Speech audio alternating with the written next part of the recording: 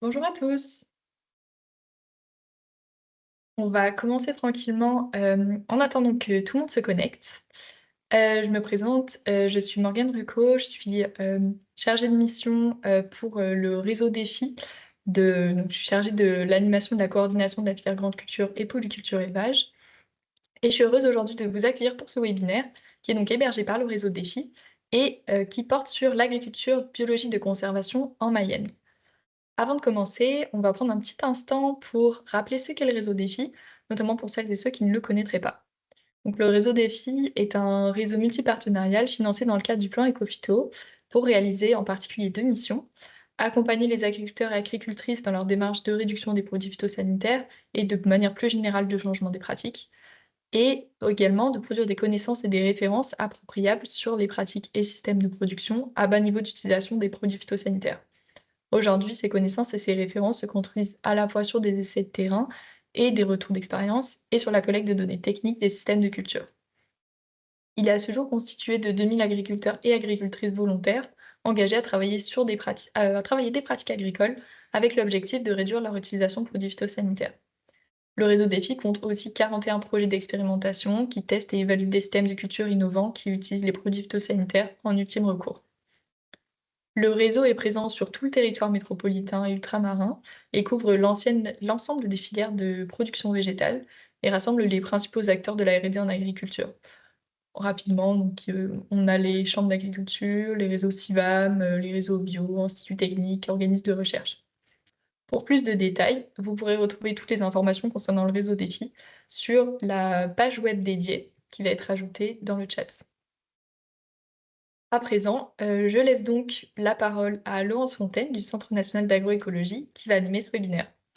Bon webinaire à tous. Merci Morgane et bonjour à tous.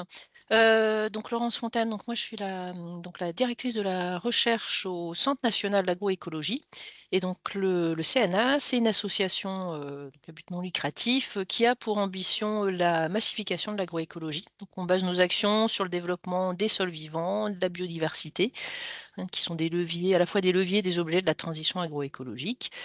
Voilà, et donc nos fondamentaux, c'est de faire connaître les pratiques agroécologiques, d'évaluer, démontrer les performances, d'apprendre par la pratique. Et donc un de nos dossiers prioritaires, c'est l'agriculture bio de conservation. Et donc à ce titre-là, on collabore avec les décompactés de l'ABC. Et donc c'est un vrai plaisir d'accueillir Thomas aujourd'hui du CIVAM Bio 53 qui va nous présenter les travaux menés avec le groupe d'agriculteurs qui l'accompagne et Germain en particulier. Voilà, et donc Thomas, je vais te laisser prendre la parole et te présenter. Donc dans le déroulé, hein, de notre matinée, là, donc Thomas va vous présenter les résultats qu'il a. Ensuite, on aura le témoignage de Germain. Donc, on aura un petit temps de questions après la présentation de Thomas et ensuite après la présentation de Germain. Donc pour les questions, vous avez dans Teams, hein, une fonction Q&R, donc questions et réponses. Donc je vous invite à noter là vos questions au fil des présentations. Et donc ensuite, je les reprendrai, j'essaierai de les regrouper, on les reprendra et on interrogera nos sympathiques intervenants. Voilà, je vous remercie. Donc très bon webinaire et Thomas, à toi la parole. Donc bonjour à tous, donc Thomas Quenier, je travaille donc sur l'agronomie, et les grandes cultures, au CIVAM Bio Mayenne depuis, un peu plus de 10 ans. Il y a également donc Germain, agriculteur et qui a été longtemps administrateur au CIVAM Bio avec nous. J'attaque direct, hein. Donc il y a une petite présentation du déroulé. Bon, c'est parce que là, s'il y en a d'autres qui regardent, enfin plus tard en vidéo, vous pourrez revoir ça. Petite synthèse, des questions, expérimentation ABC de Germain et puis à nouveau des questions et fin à 12h30. Directement, la Tech Eco et l'analyse des pratiques de réduction du travail du sol en avait, donc dans un groupe défi Ecophyto. Rapidement, donc un petit historique déjà, du groupe. Donc c'est un groupe Grande Culture Bio qui a 17 ans aujourd'hui, donc quand même pas mal de recul, qui a été labellisé Défi Ecophyto depuis 2012 et on a attaqué, le dossier, on va dire, Tech Eco à partir de 2018. pour compiler donc voilà, bien noter les itinéraires techniques, les marges, faire tout un tas de calculs. Et donc comme c'était dans Ecophyto depuis 2012, en fait, on a des données, donc aussi d'itinéraires techniques depuis, la campagne 2013 en gros à peu près. Et ce qui est intéressant dans ce groupe, c'est que historiquement, l'ABC, c'était un sujet, je dirais, satellite. Il y en avait qui travaillaient à l'ABC, mais pas tous. Et petit à petit, c'est devenu un sujet de plus en plus central, en fait, au sein de ce groupe. Mais du coup, ce qui est intéressant dans cette synthèse, c'est du coup de se dire que à la fois, c'est une synthèse sur des agriculteurs qui testent l'ABC, d'autres non, et ça permet d'avoir un peu un panel sur, voilà, qu'est-ce qui est possible en ABC, et en même temps avoir une photo avec, je dirais un petit peu tout, tous les profils d'agriculteurs, en tout cas de notre territoire, quoi. Donc la méthodo, elle est co-construite avec le groupe, hein, sur tout ce qu'on va vous présenter. On utilise les barèmes CUMA, charge méca, conso de GNR, temps de travail, et cetera, pour pouvoir niveler un peu tout le monde et pas rentrer dans des échanges d'amortissement de matériel, des choses comme ça. C'est bien l'idée de travailler sur l'ITK, quoi. Après, une petite précision, vu que en fait, on a réutilisé des itinéraires techniques où on n'avait pas de données économiques, il y a eu aussi, une petite simulation sur certains itinéraires en fait de 2018 à, enfin de 2013 pardon à 2018, et puis après on a plutôt, des données, vraiment réelles sur 2018-2023 en gros. Voilà, c'est juste pour vous dire, en méthodo, il y a un petit peu un truc un peu mixte, on pourra y revenir dans les questions si vous voulez dans les détails, quoi. Mais tout est co-construit avec les agris, donc voilà, ça correspond à leur réalité, quand même à chaque fois. Donc pour vous montrer l'échantillon, donc ce que je vous présente globalement, c'est issu quand même du travail aussi de Vincent Passard, apprenti chez nous pendant 3 ans, 21, 22, 23, 24, enfin à peu près, qui a fini en 24 et donc qui a fait un mémoire de fin d'études d'ingénieur, sur le sujet. Et donc vous voyez le jeu de données initial, donc 450 itinéraires techniques, 19 fermes, donc 2013-2023 et des systèmes assez, pour nous assez représentatifs parce qu'il y a des céréaliers purs, des gens qui ont de la volaille, du porc, du bovin à viande, enfin donc c'est assez large, quoi. Mais c'est quand même des gens qui ont de la grande culture de manière conséquente, mais pas que des céréaliers purs. Donc déjà, un petit point, c'est presque un mini hors sujet dès le début. C'est juste pour dire qu'effectivement, on a une grosse compilation sur ces 10 espèces-là maintenant, sur 10 années donc de marche, charge méca, OP, dose de semences, tout ce que vous voulez, nombre de passages, désherbage mécanique, temps de travail, fuel, date de semis et en fait, mine de rien, en grande culture bio, trouver des références de ce type-là, c'est pas si, facile que ça et donc voilà, je les présente pas aujourd'hui, mais c'est pour dire que c'est aussi ça, la base de travail. Mais aujourd'hui, on est sur un angle ABC. Et donc, en fait, une des questions qui était très intéressante et importante dans le groupe, c'était comment quantifier le travail du sol et sa réduction. En fait, et de se dire, comme je pense plein d'autres groupes, on bosse sur le non-labour, le labour, se dire le non-labour, est-ce que c'est mieux? On a rapidement vu ce qui est une évidence, c'est-à-dire qu'en non-labour, on a des ITK des fois qui, en termes de temps de travail, en termes de fuel, en termes économiques, en fait, ne sont pas vertueux du tout. Et du coup, on se dit, bon, bah voilà, en fait, au final, est-ce que c'est bien? Est-ce qu'en rendement, c'est bien, etc. Et donc, en fait, intervient à ce moment-là le STIR.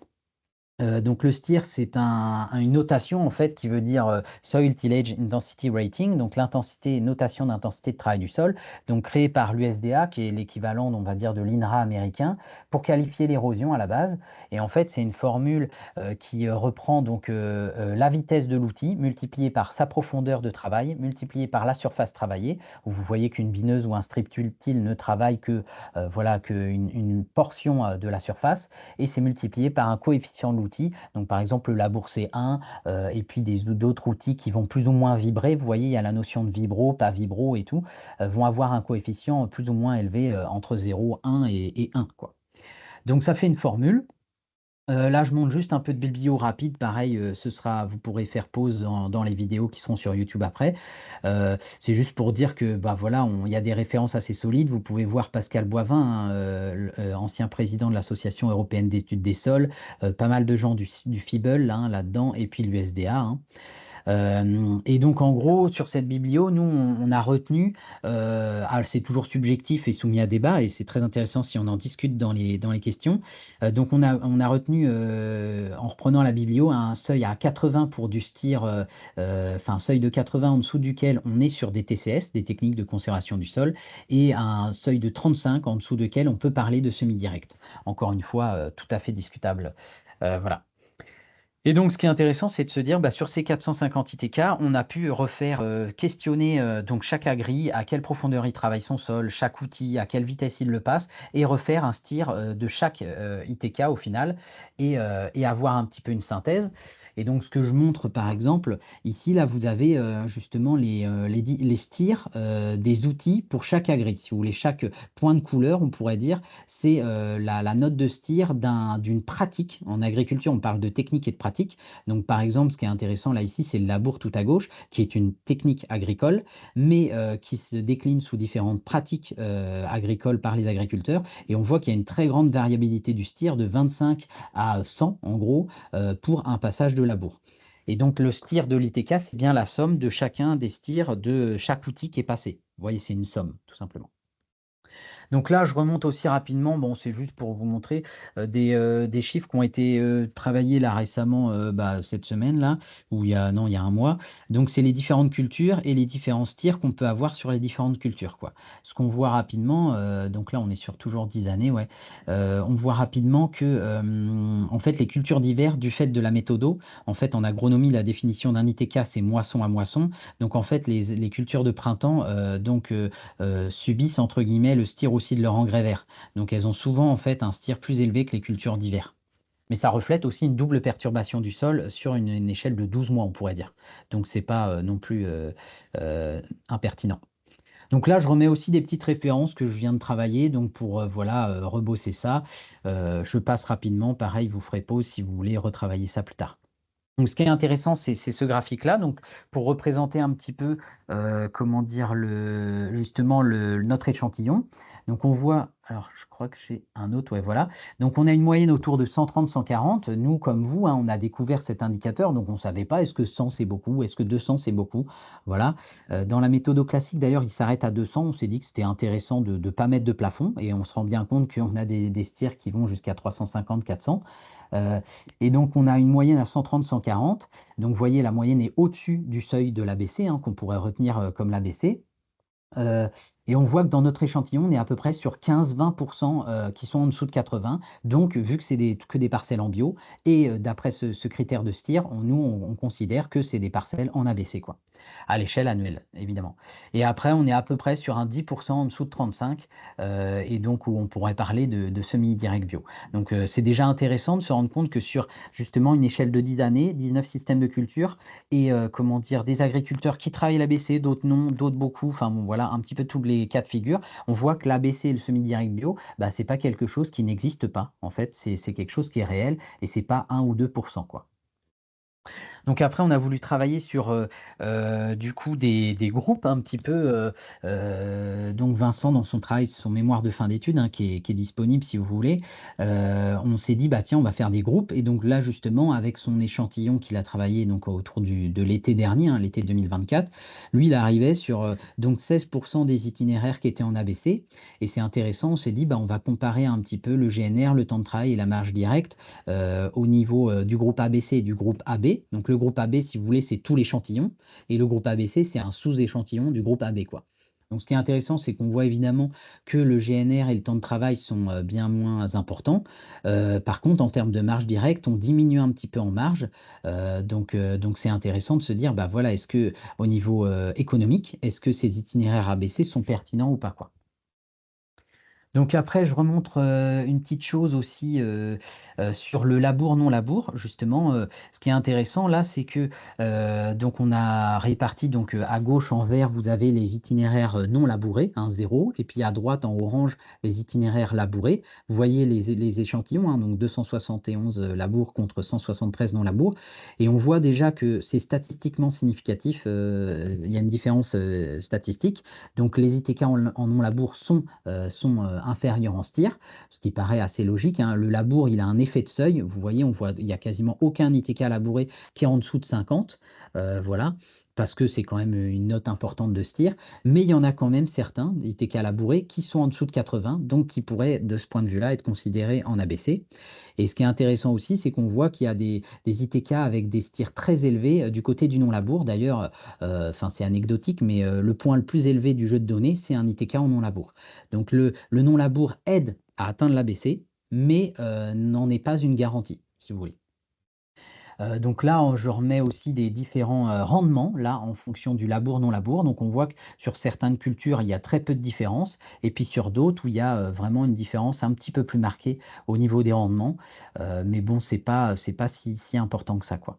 Là, c'est la marge. Donc on voit par exemple sur le blé d'hiver que j'ai un petit peu centré, entre labour, non labour, on a une marge, quand même qui est un petit peu supérieure, au niveau du labour, quoi. Après ça, un autre résultat qui est intéressant justement pour un peu affiner ce côté, labour, non labour, on voit qu'en fait, là c'est des chiffres que j'ai retravaillés là, pour les rencontres ABC en janvier. On voit qu'en fait on a presque, enfin 37, presque 40 des itinéraires en, en non labour qui sont en ABC. Donc ça veut dire qu'on pourrait dire quelque part qu'une majorité des ITK en non labour ne sont pas en ABC. Donc c'est intéressant, ça va bien et Germain le reprendra tout à l'heure. Je pense dans le sens où on se dit: «Bah, voilà, on veut travailler le semi-direct, on veut travailler l'ABC, mais du coup, il y a différentes voies pour y parvenir», en fait. C'est un petit peu ça, la conclusion de ces travaux, quoi. Donc voilà. Là, je montre aussi, ça va assez vite, hein, mais pareil, je me dis que, c'est toujours des travaux qui peuvent être rediscutés et puis vu qu'il y a les vidéos derrière, vous pourrez faire pause et rebosser ça si vous voulez. Là, je trouve ça intéressant en tant qu'animateur de groupe. Ça, c'est les différents agriculteurs, en fait, le STIR des différents agriculteurs, donc j'ai «anonymisé» entre guillemets et en tant qu'animateur, on voit qu'il y a des agris qui vont, je dirais, bah, mettre en avant leur travail sur l'ABC, certains avec plus ou moins de conviction, de même, je dirais presque de radicalité, hein, sans être péjoratif dans ce mot-là. Heu et puis d'autres donc qui disent pas, en tout cas, travailler l'ABC et en fait, bah, c'est toujours, un petit peu en mettant les chiffres, on voit aussi, concrètement entre ce qu'on pense faire et ce qu'on fait, il y a toujours une différence, hein, dans tous les métiers du monde et du coup, ce qui est intéressant pour nous, c'est de voir des agris notamment je pense à certains agriculteurs qui sont pas forcément très à parler d'ABC, mais au final qui ont des ITK et des réglages d'outils, et j'insiste là-dessus, en termes de profondeur, de vitesse, et cetera, et qui ont des ITK en fait qui sont assez vertueux, on pourrait dire, d'un point de vue ABC. Et puis, voilà d'autres agriculteurs où, bah, voilà, avec des conditions de sol ou des conditions de pluvio, hein, on voit les 2 derniers, automnes et ben, en fait des dérapages et des stirs très élevés, alors qu'il y a aussi des stirs très faibles chez des agris donc qui justement essayent de travailler l'ABC mais une grande variabilité. Et comme vous voyez, il y en a qui sont donc beaucoup moins, variables, quoi. Donc voilà. Et puis une question quand même donc suite, à ce que je présentais sur la marche tout à l'heure, tout sur les 2 groupes, c'est l'une des questions du travail de Vincent, c'était: «Est-ce que la réduction du travail du sol est-elle rentable?» Et donc ce qui est intéressant, c'est que vu que c'est 2 variables, quantitatives, on peut faire une régression et en fait, on voit que en fait, les 2 variables sont totalement indépendantes statistiquement. Donc concrètement, ça veut dire quoi? Ça veut dire qu'on peut réduire le travail du sol sans réduire la marge. Heu et du coup, tous les cas de figure sont possibles. Je peux avoir un petit «stir» entre guillemets, une petite marge, un grand «stir», une grande marge, voilà. Le nuage de points, n'a pas de tendance. La courbe, d'ailleurs est un petit peu faussée. On a un peu l'impression que ça diminue, mais en fait, statistiquement, il y a pas de tendance. Après, au bout d'un moment, quand on passe 10 000 outils, on finit quand même un petit peu par gréver la marge évidemment avec, trop de charge mécanique tout simplement, quoi. Et donc, après, dernière question qu'on s'était posée, c'était tout simplement de se dire, bah, tiens, est-ce qu'il y a de la multiperformance derrière ça? Donc bon, c'est un petit peu, «facile» entre guillemets les critères. Ce qu'on s'est dit, c'est, on va prendre des médianes ou des marges, hein, des médianes ou des moyennes et on s'est dit: «Bah, tiens, sont multiperformants les itinéraires qui sont supérieurs, si vous voulez, à la médiane ou à la moyenne, hein, de toutes les, marges». Donc il est multiperformant d'un point de vue économique. Après, d'un point de vue social, on va dire, c'est le temps de travail. Donc si jamais je suis inférieur à la médiane moyenne, en termes de temps de travail, bah, je suis, performant si vous voulez, d'un point de vue social en temps de travail et niveau, environnemental, on va dire qu'on est sur, la consommation de carburant. Heu voilà, donc si jamais je suis en dessous de la moyenne ou de la médiane en carburant, je suis vertueux et performant en termes environnemental et donc le STIR vient regarder un petit peu si je suis en ABC ou pas, quoi. Et du coup, avec bon, c'est des catégories, hein, qui sont encore une fois, tout à fait, c'est une méthodologie qu'on a choisie, hein. Mais ce qui est intéressant, c'est de se dire qu'à partir de là, on fait le groupe AB performant, donc qui va être tous les bios qui sont performants d'un point de vue, économique, social et GNR, mais pas forcément en ABC, donc pas forcément des petits tirs. Après le groupe ABC qu'on a vu tout à l'heure et l'ABC performant, donc ceux qui sont, en ABC donc mais également, vertueux si on veut en marge, en en GNR et en temps de travail. Sachant que, vous l'avez bien sûr, à mon avis, imaginé, en fait, le STIR, le GNR et le temps de travail sont ultra corrélés, vu que de toute façon, bah, plus je travaille le sol, plus j'ai de GNR, plus j'ai de STIR et plus j'ai de temps de travail. Donc voilà, ce qui est vraiment ABC, GNR, temps de travail, c'est corrélé. Et ce que je trouve intéressant là dans ce tableau-là, qu'on va travailler plus tard, donc déjà on a quasiment 7-8% d'itinéraires en ABC performant pour un sujet, l'ABC qui est quand même un sujet nouveau. Encore une fois, un groupe qui travaille ça, mais pas que. Et il y a des itinéraires et des agris d'il y a 5 ans, je dirais, dans le groupe qui ne travaillaient pas ça de manière prioritaire. Donc en fait, je trouve que c'est un résultat déjà 8% d'ABC performant et 16% d'ABC. C'est déjà un gros résultat, en tout cas pour moi qui anime le groupe depuis 10 ans et qui le connaît bien. Et ce qui est aussi assez intéressant à regarder là de ce côté, c'est de voir que le groupe AB performant, en fait, se retrouve à avoir, à peu près, en fait, le GNR et le temps de travail du groupe ABC. Et en fait, si vous voulez, pour moi, ça veut dire tout simplement qu'on ne peut pas être bio et performant sans réduire le travail du sol quelque part. Vous voyez ce que je veux dire? Donc du coup, l'AB performant, ils ont pas forcément tous, comment dire? Ils sont pas en dessous de 80. Ça se trouve, il y en a qui sont à 85, c'est toujours le problème des seuils, hein. Si je suis à 81, je suis «dégagé» entre guillemets, mais c'est pour de montrer qu'il y a quand même un quart des itinéraires qui sont là en AB performant, donc 25%, on voit, qui ont des très bonnes marges et qui au final, au niveau GNR et temps, en fait, il faudrait d'ailleurs, je ne l'ai pas fait, mais il faudrait que je fasse le STIR de ce groupe-là, mais je suis sûr qu'on va être à un STIR à 90, un truc comme ça, quoi. Heu et donc c'est intéressant parce que pour moi, on voit que convergent quelque part. On peut évidemment réduire le travail du sol et se planter en bio, hein, ça, c'est tout à fait possible. Mais en fait, pour moi, pour être performant en bio et ben, quelque part, avoir une rigueur sur la réduction du travail du sol, est une bonne entrée, quoi. Donc voilà, je vois que je suis plus rapide que prévu, mais c'est bien, ça va laisser plus de temps pour les échanges. On finira un petit peu plus tôt pour manger. Et donc, du coup, maintenant, je vous présente en fait, c'est un petit peu un itinéraire type, comment dire? Un itinéraire type d'ABC. Donc encore une fois, avec cette histoire de Styra 80, pour moi, et Germain, on en discute beaucoup, hein. En fait, c'est un petit peu particulier parce que du coup, on a souvent des cultures d'hiver qui ressortent parce que, comme je vous disais tout à l'heure, la culture de printemps, bah, elle est impactée par son engrais vert. S'il y a un peu de travail du sol même pour l'engrais vert, plus le travail du sol sur la culture de printemps, en plus, on sait qu'en culture de printemps en bio, dans nos territoires, le semi-direct, c'est quand même plus compliqué. Donc, en fait, si vous voulez, l'itinéraire type ABC performant qu'on vous montre, bah, il exclut un peu des cultures de printemps. Mais moi, je me pose presque la question s'il ne faudrait pas dire sur une culture de printemps, un STIR de 90 ou de 100 ou je ne sais quoi comment dire? Serait ABC. Enfin, on pourrait revoir les seuils. Après, chaque groupe fait ce qu'il veut et voilà quoi. Et donc en tout cas, si je présente un peu ce profil type, de l'itinéraire ABC performant, donc les fameux 7-8%, hein, de l'échantillon travaillé, l'année dernière. Donc on est sur une culture d'hiver, un céréale, associé à un protéagineux, donc des blés fébriles ou autres, hein. On a souvent un précédent cultural, une culture de printemps et là, c'est très intéressant parce qu'en fait, le groupe, ce webinaire, je trouve, pour moi, c'est la suite d'un webinaire d'il y a 4 ans et demi à peu près, un webinaire qu'on avait fait fin 2020 pour la terre et notre métier, en 2020. Et du coup, je me souviens à cette époque, donc Germain avait présenté son système déjà, Philippe Béton et Patrice Lefebvre aussi, et il y avait les Vendéens qui avaient présenté aussi des choses. Et on nous avait demandé, bah tiens, voilà, c'est quoi un petit peu vos références? Et on n'en avait pas beaucoup des références techniques, donc aujourd'hui on les présente. Mais ce qui est intéressant, c'est que déjà il y a 4 ans et demi, en fait, plusieurs des paysans qui témoignaient disaient que c'était assez facile de réduire le travail du sol après une culture de printemps. On imagine parce que les adventistes sont assez bien gérés en culture de printemps où c'est pas le même cortège que la culture d'automne et également parce qu'il y a eu quand même un ameublissement du sol, au printemps et que le limon est du coup est toujours bien structuré au moment du semis d'automne, quoi. Donc là, quelque part, c'est cette analyse à l'échelle 10 ans, 450 ITK, et ben, elle vient confirmer en fait ce qu'avaient observé les paysans du groupe, de manière empirique, que c'est on peut bien faire de l'ABC en culture, donc associée et avec un précédent de printemps, quoi. On enfonce aussi un petit peu des portes ouvertes, mais on vient les confirmer et les expliquer peut-être. Et donc, on arrive sur des ITK avec 1,6 passages. Donc, vous voyez des passages, des ITK assez réduits. Donc, c'est une moyenne. Évidemment, c'est soit 1, soit 2 passages. Il ne peut pas y avoir 1,6 passages sur un ITK, hein. Mais vous voyez, donc, du coup, on est sur des ITK, soit des semi-volés, vibrocème, ou alors éventuellement labour, mais labour très. Donc, vous voyez, il y a 15% quand même des ITK ABC performants qui sont en labour. Donc, c'est des labours peu profonds, du coup, peu rapides. Voilà.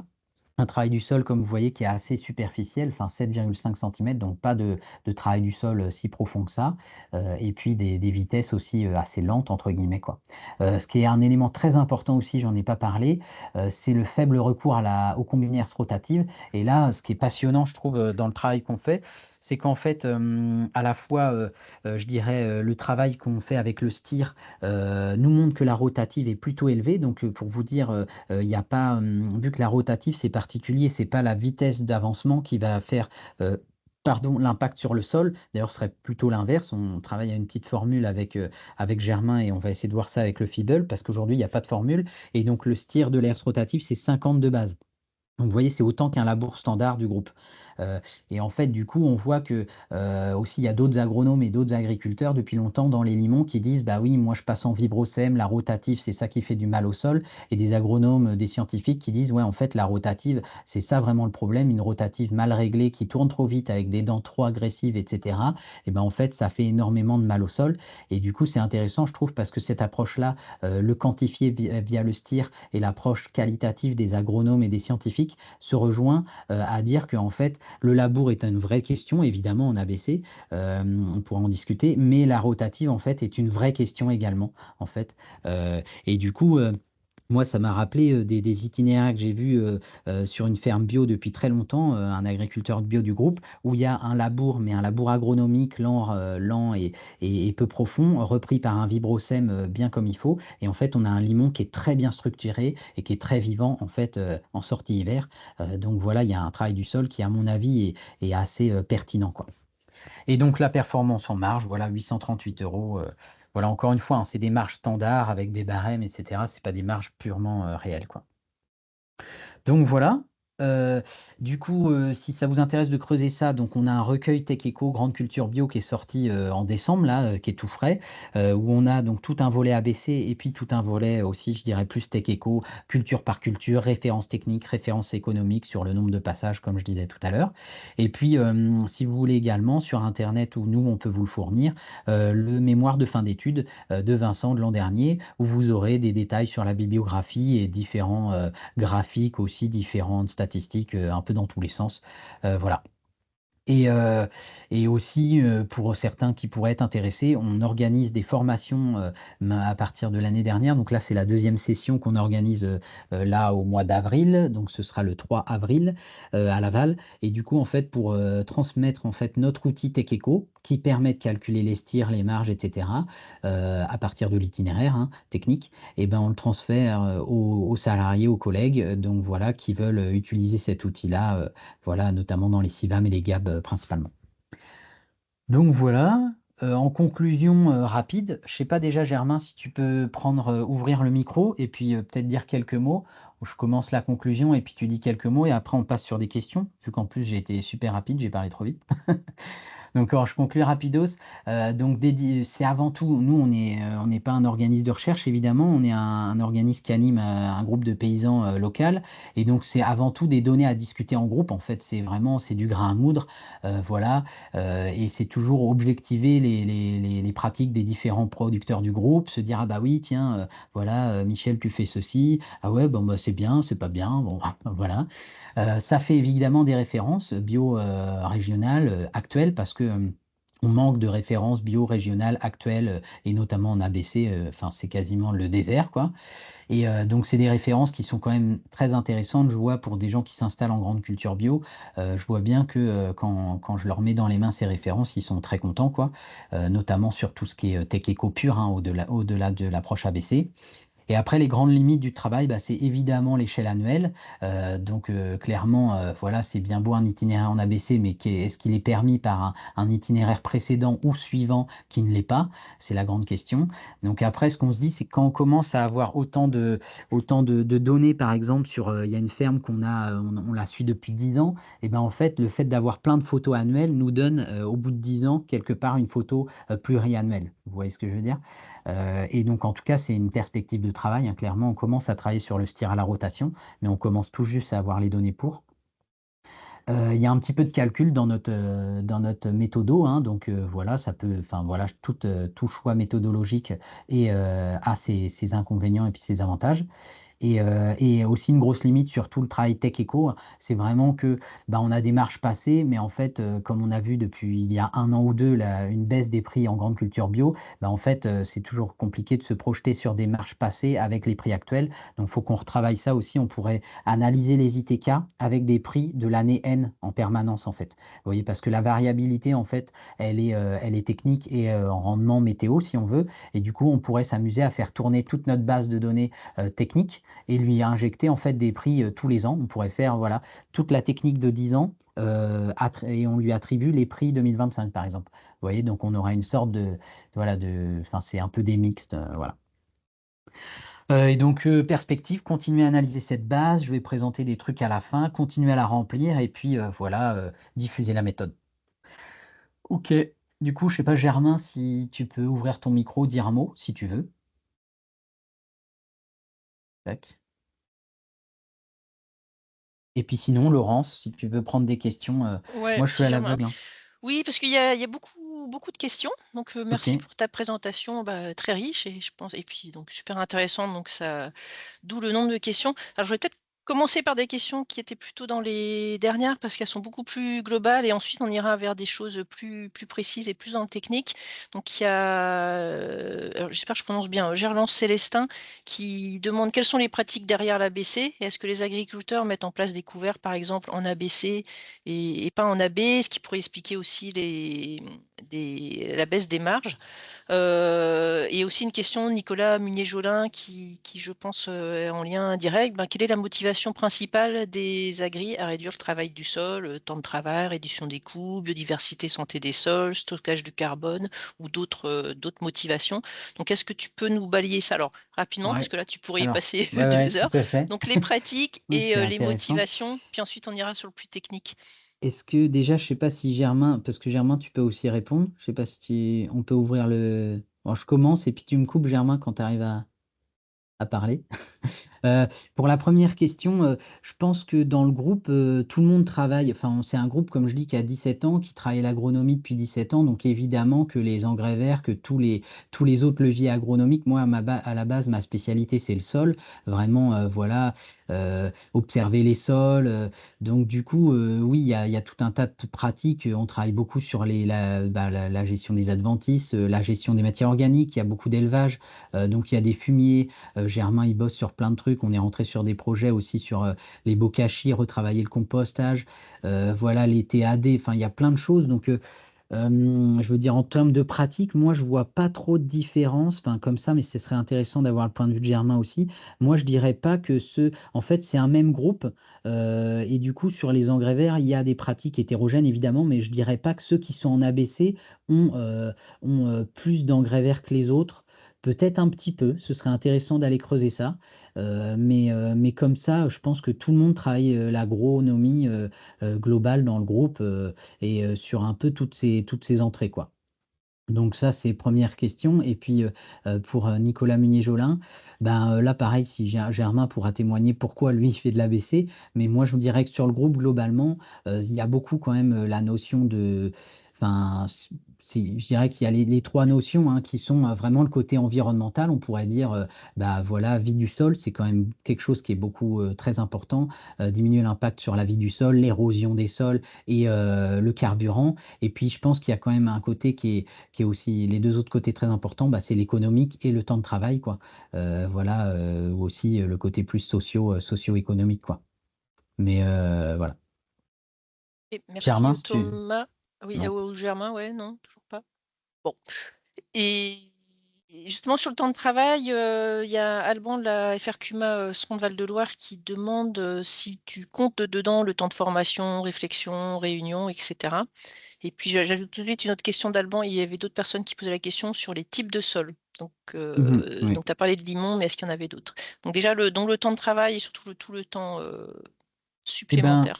le temps de travail, non, non, c'est vrai que c'est une approche, en fait, encore une fois, c'est vraiment, on n'est pas à une approche très à l'échelle ferme, à l'échelle système de production, à l'échelle comptabilité, livret de compte, vous voyez ce que je veux dire?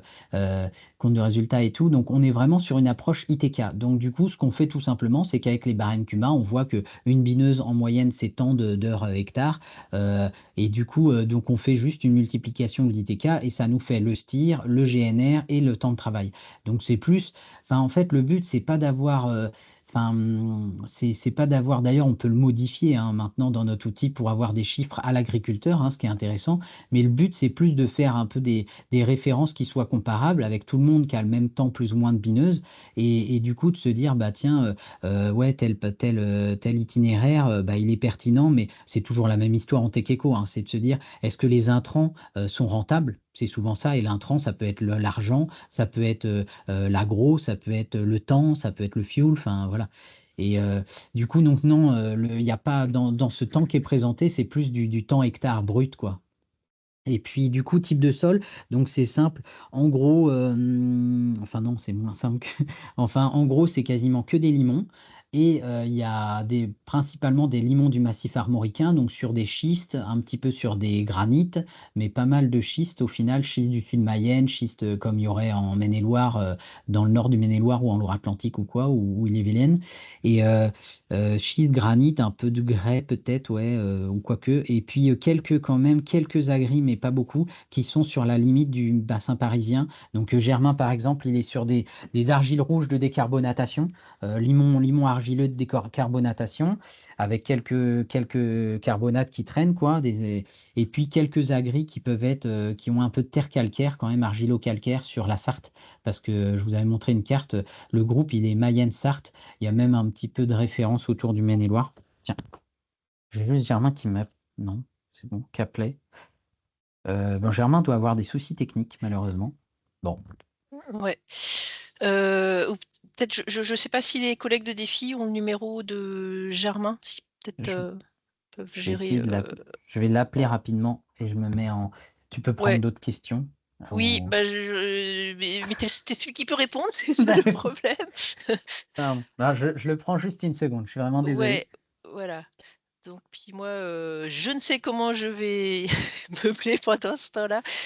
Ouais, donc je vois qu'on a plusieurs, Stéphane Cordeau donc de l'INRAE. Donc Stéphane, tu as plusieurs questions sur le STIR. Je vais les regrouper là pour Thomas et puis, A priori, Mathieu Marguerie. le son de Germain est bloqué. Il est pas autorisé à prendre à parler. Donc je sais pas si Morgane ou Cécile, il y a une de vous qui pourrait Oui, l'autoriser?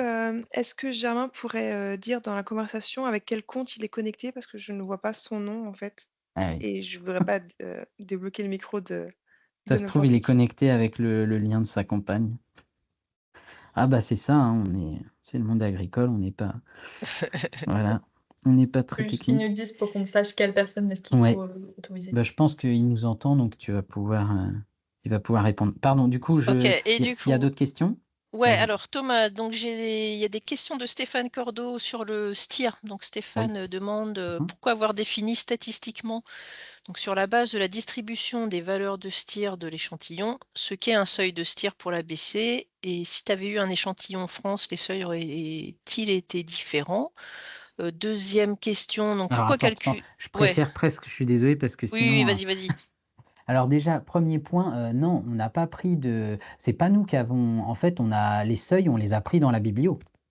Vous pourrez regarder, je peux remonter. On n'a pas c'est les seuils, comment dire? On a pris des seuils pour la multiperformance, on a pris des seuils par rapport à notre échantillon, donc ce type-là, hein, ces fameux seuils. Par contre, le STIR, enfin voilà, après c'est un choix quand la biblio dit pas la même chose, et la biblio sur le STIR est quand même assez, je dirais, jeune, naissante, enfin, sans... Et du coup, là, on a bien pris, vous voyez, la poire en deux, donc Huslerli, là, le premier STIR 80, vous voyez, le 80 revient à plusieurs moments comme un seuil. Et donc, effectivement, vous voyez, dans le Claassen, on est vraiment sur le Claassen. Et puis, quelque part, le Duplat, vous voyez, c'est intéressant. Le Duplat, il est même à dire travail du sol de conservation. Donc, Duplat, il y a Boivin dans la même publi, hein, le Duplat et al. 2021. Je pense que c'est quelqu'un du FIBEL ou de l'EPIA. Et donc, vous voyez, là, le travail du sol de conservation qui est entre 80 et 140. Donc, je trouve qu'on n'a pas été les plus restrictifs, enfin, ou les plus larges en tout cas, en prenant 80, ça me paraissait assez objectif. Et après, l'histoire du semi-direct, bah, comme vous savez, pour la FAO, en fait, les TCS n'existent pas. Il y a soit l'ACS en semi-direct pur, soit le reste. Donc là, c'est un peu le cas de Boivin 2021, à dire, en fait, je ne fais pas de TCS, je dis juste, on est en ACS en dessous de 40. Moi, je trouve que c'est intéressant aussi pour faire évoluer les pratiques agricoles de mettre plusieurs étapes, vous voyez, de progression, entre guillemets. Et donc, on a fait ce choix-là qui est purement biblio. Et du coup, l'autre, pardon, tu vois, j'ai oublié, et Ouais. Et l'autre la partie de deuxième, la mais je question. ne l'ai pas posée justement. Donc Oui. c'est donc Stéphane demande Ah pourquoi si, le excuse-moi, calculer. excuse-moi Laurence. Il y avait Ouais, une deuxième bout de question, c'était est-ce c'est que si on l'échantillon aurait fait... France. Ouais, ouais, Voilà. ouais, ouais. Alors en Excuse-moi. fait, moi je suis mal placé pour répondre. Ce que je sais, il y a deux choses que je pense, c'est qu'on est sur des limons du massif armoricain qui ont tendance quand même à être, c'est des terres connues pour pouvoir être productives, mais qui ont tendance à se reprendre. Il y a de la battance, il y a une fragilité du limon. Donc je pense que dans des sables et des argiles, on sait qu'il y a voilà, des enjeux de travail du sol qui, moi je me dirais, sans être un spécialiste des argiles et des sables, qui serait en fait plus facile de faire de l'ABC en argile et en sable qu'en limon. Peut-être que je me trompe complètement. Et l'autre, en plus, on n'a pas beaucoup de gel, enfin bon voilà, et pas mal de pluie, donc tassant, battance importante. Et du coup, notre échantillon, moi je le trouve assez intéressant, même s'il a évidemment toutes ses limites, mais comme je disais tout à l'heure, sur un territoire quand même assez large, des profils assez différents. Donc je pense que enfin, je dirais pas qu'il est représentatif de la France, voilà, sur des systèmes culture industrielle de je sais pas où ou quoi, mais au final, bah, il y a pas mal de limons en France quand même, et notre échantillon est assez large, donc je pense qu'on trouvera pas un truc radicalement différent. Mais peut-être, là, c'est vraiment, une hypothèse, hein. Pardon Laurence. Ouais, merci. Non, non, mais du tout. Donc une demande, de Stéphane toujours donc pourquoi calculer le STIR à l'échelle de l'ITK et pas l'échelle système, alors que l'intensité du travail du sol d'une culture dépend du précédent? Et ça rejoint une question de Mathieu Marguerie, d'Arvalis. Donc le lien entre marge directe et STIR est réalisé à l'échelle de l'exploitation ou de la rotation, ou bien c'est un mélange de toutes les cultures avec sur la marge directe, tu me demandas si tu pas tout noté, sur la marge directe, Lisarin qui demande si tu parles de marge brute ou de marge nette. Donc là, juste une précision, peut-être ça d'abord Ouais. et puis juste Alors sur la du marge coup, et puis après donc sur le la bien et sur le STIR échelle, ouais. exploitation ou rotation et pourquoi ITK? Et ben, donc du coup sur la marge, donc c'est a priori, je crois que c'est en méthodo, c'est de la marge semi-nette, donc on a bien en fait, les charges opérationnelles, donc où là on prend le prix réel, sauf pour des données vieilles où on n'avait pas de données, donc on a dû les recalculer, les «réestimer» entre guillemets, mais on est sur les charges opérationnelles, donc bah, voilà, semences, ferti, je veux dire tous les produits possibles, qui peuvent rentrer, chaulage, tout ce que vous voulez, et puis on a de la charge méca. Donc, charge méca barème CUMA, hein, donc, un coût de moisson, c'est tant, pour tout le monde, c'est 100 €, je sais pas, un truc comme ça, 120. Et donc du coup, a priori, ça, c'est une marge semi-nette. On n'a pas de temps de travail dedans, donc voilà. Après, enfin, enfin, je me souviens quand à l'époque où j'avais un peu travaillé ça, c'était là-dessus que j'étais tombé. Je suis pas un spécialiste non plus des marges et cetera. Et comment dire? Et du coup, pour l'approche, bah, en fait, évidemment, c'est l'approche où on veut commencer à travailler, l'approche rotationnelle pour répondre à Mathieu et puis, à Stéphane. Du coup, on va travailler sur cette échelle-là. Justement, on a un apprenti cette année qui va essayer de bosser sur cette approche rotation un petit peu, heu et essayer de voir, des STIR justement sur plusieurs années, sur des systèmes de culture et cetera, quoi. Mais c'était au début, c'était qu'en fait, c'est un peu venu, Je dirais qu'on faisait de la tech éco sur une approche très itinéraire technique à la culture. En fait, on fait des bilans de culture, le bilan des maïs. Bon, bah, les maïs, c'était bien cette année. Ah non, c'était pas bien. Et puis, du coup, bon rendement, bonne marge. Et puis, en fait, le STIR a été très facile à rajouter parce que vu qu'on avait déjà tous les ITK, en fait, c'est une idée qui m'a été soufflée par Lionel Aleto il y a 1 an à peu près, 1 an et demi. Et il m'a dit, bah, il y a le STIR. Et après, nous, on avait déjà tout. On a juste dû faire des petites multiplications. Et puis, on avait le STIR sur tous nos ITK, quoi. Mais le travail à l'échelle rotationnelle, c'est un autre boulot. Et du coup, on l'engage vraiment cette année. Et je présenterai un petit truc à la fin là-dessus, quoi. Mais effectivement, c'est le plus pertinent, évidemment. Alors, donc, on voit, donc Germain nous a rejoint. Tu voulais ajouter quelque chose, Germain, ou non? Je t'avais vu lever la main. Non, c'est bon? En fait, j'ai levé la main pour Ouais. que vous sachiez qui pour activer le micro. Que tu t'appelles Aurélie, c'est ça. Bonjour, Voilà, c'est Germain. ça. Ça a été très compliqué. Je vous ai entendu depuis le début, mais j'ai pas suivi plus que ça là, les derniers instants. Est-ce que, Germain, je me dis, est-ce que tu peux témoigner pourquoi toi tu veux faire de l'ABC? Ouais, ouais, ok. Bonjour à tous.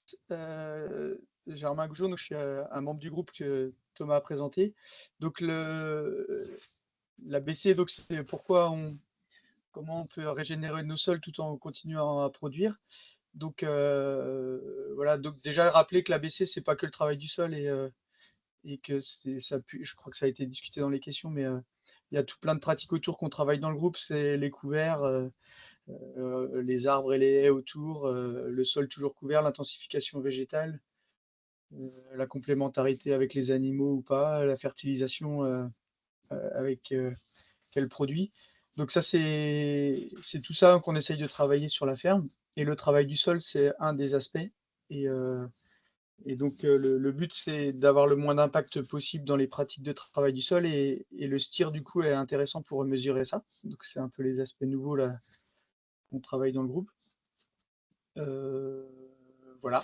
Et donc oui, le groupe travaille sur les aspects ABC, mais en objectif, mais pas en. Tout le monde ne travaille pas dessus. Et donc là, le fait d'avoir mis le STIR, ça nous motive aussi à discuter nos ITK et à réfléchir nos prochains ITK en essayant de réduire un maximum l'impact sur le sol, quoi. Donc c'est très intéressant. Et ça a redonné de la dynamique dans le groupe pour ça, quoi. Est-ce qu'il y a peut-être une dernière question? Et puis après, Ouais, si mais Germain, tu veux présenter? en fait, on Non? a beaucoup des questions, Ah, enfin tous bah les c'est 2. bien, on a plein de temps. Donc je suis désolée, comment on peut faire le tri? Donc il y a des choses sur la Bah, mesure de l'amélioration du sol, donc la teneur, la vie, les insectes, l'AMO, les oligos, les lessivages, et cetera, résilience au lessivage, érosion, donc il y a beaucoup de choses. Une question intéressante aussi de Maë Guinet. Donc, merci pour la présentation. J'ai bien conscience que vous n'avez pas encore travaillé sur les données STIR pluriannuelles, mais avec votre connaissance du terrain, est-ce que des paysans du groupe parviennent à maintenir les longues séquences de faible intervention de travail du sol? Voilà. Et est-ce qu'il y a des gens en semi-direct sous couvert permanent, notamment avec par exemple des Luzerne pérennes, méthode Lucien Segui? Je te donne un petit peu en vrac, tu vois ouais. à quoi tu peux répondre. On a 5 minutes là, cela dit, Et 4-5 minutes. ben, du coup, Germain, je sais pas si tu veux répondre. Aujourd'hui, il y en a pas. Enfin, on a personne qui est en semi-direct permanent sous luzerne. C'est des choses qu'on a testées individuellement. On a beaucoup bossé sur les trèfles sous blé et comment on ressème des cultures derrière. Et, euh, et moi, par exemple, j'ai essayé 3 ans de suite des céréales dans luzerne vivantes avec soit des échecs, enfin qui n'est pas un échec puisqu'on oscille pour les bovins, mais soit des résultats plutôt décevants. On a réussi une fois à récolter 15 quintaux. Donc voilà. Et l'autre question, c'était sur le pluriannuel. Euh, on réfléchit la rotation aujourd'hui sur la ferme pour ça. Et le problème, c'est les 2 années qu'on vient de passer où les parcelles qui potentiellement pouvaient avoir une longue séquence, on a un peu tout cassé avec les automnes humides pour pouvoir quand même semer des céréales. Ça, après, c'est des choix techniques et économiques où on a fait le choix de quand même passer au semis, mais en dégradant la structure par le labour. Voilà, il y a des collègues qui font pas ce choix et c'est intéressant aussi. Donc voilà, aujourd'hui, du coup, c'est compliqué avec les années climatiques d'avoir des longues séquences. Et je crois que Mm. dans le groupe aussi. Et pour, Peut-être pour sur com la ouais, sur la question aussi sur la vie du sol, hein, il y avait une ouais, question sur les indicateurs et ça complète en fait une question de Stéphane Cordeau. Donc je te lis la question de Stéphane. Donc tu introduis le fait que c'est ça qui fait mal au sol en parlant des comparaisons labour, rotatives, et cetera. Mais les seuils proposés par le STIR n'ont pas cette posture biologique justement et tout à fonctionnelle, fait. de traduire Mmh. l'intensité pour un ver de terre, adventice, structure, microbe, car la valeur seuil ne varie pas selon le taux de matière organique des sols, et cetera. Du coup, en quoi tu trouves le STIR très opérationnel pour faire évoluer les pratiques et obtenir les résultats souhaités par la grille? Structure, infestation, et cetera. Alors, en fait, c'est marrant parce que j'ai envie de montrer du coup, je vais le faire parce que je vais montrer la dernière diapo. Thomas, tu trouves ton bonheur là, la diapo que tu voulais nous montrer? On l'a perdu? Je le vois Ouais, plus. on l'a perdu, j'ai Merde. l'impression. Est-ce qu'il y a d'autres questions? Si, je veux bien.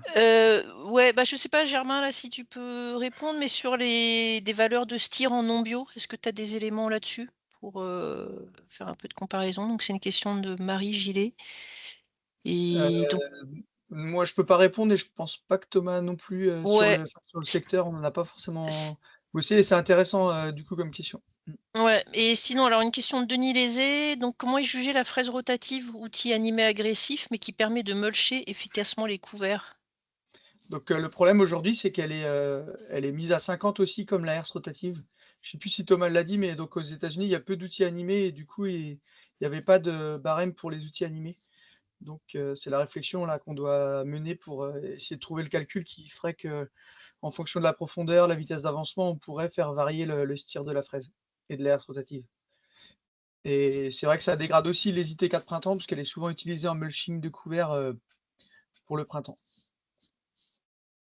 Alors qu'une fraise, passée à 2-3 centimètres en mulching, c'est pas normal qu'elle soit à 50 de stir, quoi. Mmh mh. Alors une autre question intéressante de Nicolas Munier-Jolin, c'est sur le lien à l'élevage, mais notamment est-ce que les plus faibles stirs sont associés à des ateliers d'élevage particuliers? Est-ce que tu as enfin, tu connais mieux ton Y système a à toi, mais comme, tu as de l'élevage aussi, justement. Ouais, il y a pas, aujourd'hui dans notre, je sais pas comment c'est stocké dans la base de données, mais on n'a jamais fait de comparaison, enfin présenté au groupe, sur ce critère-là. Donc, peut-être que c'est possible, il faudrait rajouter un classement de la ferme entre, beaucoup d'élevage, peu d'élevage, rotation en prairie ou aujourd'hui, c'est pas fait et après, par exemple, sur les cultures de printemps, souvent on a des métayers, pour, récolter en élevage. Donc des fois, on a plus de cire puisqu'on va reimplanter des doubles cultures. Ou alors on vient aussi compacter, par les épandages d'effluents. Donc, voilà, j'ai pas de données, c'est juste ce que je peux Mmh, mmh ressentir, mh. Ouais, ouais, ouais. Parce que j'espère que Thomas va se reconnecter et alors ah oui, une question de Jean-Marcel Poupeau aussi sur les outils. Donc, est-ce que le rôle NSEM est utilisé dans le groupe? Non, on l'a visité en démo, on avait parlé de le faire venir, mais on n'a pas encore, été plus loin que ça. OK, donc réponse rapide et puis donc Denis à nouveau, est-ce que le groupe pratique les couverts d'été entre 2 cultures d'hiver et donc Oui. STIR en plus? Et est-ce que le STIR, des couverts amenés à la rotation ne serait pas une bonne idée pour Oui, bah, c'est lisser ce un que je peu tout disais tout ça? à l'heure, ouais. Mmh Mmh mh. et donc, oui, on a bossé avec une formation avec Nicolas Courtois, on a créé un couvert, une base de couvert dans le groupe, heu, qu'on a pu faire fabriquer à assez grosse quantité, qui ont bénéficié d'autres groupes aussi, qui est une base de plantes, qui sont un peu plus compliquées à faire en semences et après chacun, va rajouter ses semences fermières en plus. Ça nous permet d'avoir la base diversifiée en petite quantité, pour, chaque ferme, quoi. Et donc ça fait partie des sujets importants et donc ça, c'est plutôt une base de couvert, qui pousse l'été. Donc soit après on y intègre des fourragères relais en même temps qui vont prendre le relais à l'automne, soit on enchaîne sur un double couvert, soit on rajoute, des plantes d'été, qui sont faciles à faire, genre sarrasin, tournesol, sorgho. Là, je peux dire les plantes peut-être, vite fait si Ouais, fenugrec, vas-y, ouais, fenugrec, le temps lin, qu'on retrouve, Thomas. heu, trèfle d'Alexandrie, mince, j'ai un petit trou là, le Niger, fenugrec, lin, trèfle d'Alexandrie, Niger, radis chinois et facélie. Voilà. Donc c'est une base qu'on sème à 15 kg si elle était en pur, et après chacun module cette dose avec ses semences fermières. Et donc merci Germain. Alors, je suis bien embêtée parce qu'on a toujours perdu Thomas. Il y en a un Donc, sur les deux tout le temps, c'est bien. ouais, mais le problème, c'est que c'est Thomas qui a, Ah oui, qui a ta présentation. Si tu pourrais enchaîner avec la tienne. je veux bien présenter le contexte de l'essai au pire. Ouais, après, alors moi j'ai une version, mais qui date d'assez longtemps, donc je suis pas sûre qu'elle soit bien à jour, mais je peux toujours partager celle-là. Je vous propose de faire ça et voilà, parce qu'il faut bien trouver une solution. Alors que je partage mon écran, hop, et que je... merde, je vous vois plus du coup. Ah, pardon. Et donc aussi, je Ouais, peux en parler vas-y, maintenant. Germain, pendant ce temps-là. Ouais. Ouais, sur comment on est venu aussi sur ces sujets-là avec Thomas, en fait, c'est en descendant dans le Gers au début, en rencontrant voilà, les bio du Gers qui bossaient sur ces sujets-là, on s'est dit que bah, finalement, on n'était pas si loin que ça de ce qui se faisait ailleurs et que le Graal n'existait pas encore, donc c'est comme ça qu'on s'est dit on va bosser là-dessus. Et donc on participe tous les ans aux rencontres de l'ABC organisées par les décompactés, donc les décompactés de l'ABC, donc je voulais faire un petit clin d'œil voilà, aux décompactés. Voilà, merci. Je te propose, Germain, du coup, je suis désolée, là, c'est donc on fait avec les moyens du bord en attendant que Thomas revienne. Donc il y a quelques fautes dans le... Comme c'est une version ancienne, donc c'est bien Goulon. Hein.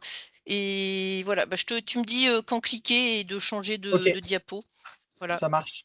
Donc là, alors oui, peut-être pour rappeler aussi que le groupe bosse beaucoup sur les essais et essaye de structurer des essais collectifs où on peut le répéter. Donc c'est des choses qu'on a fait beaucoup avec les trèfles, par exemple, où on a semé 0,3 ou 6 kg de trèfle dans les céréales répétés sur plein de parcelles du groupe. Donc à la fin, ça fait des données qui pèsent.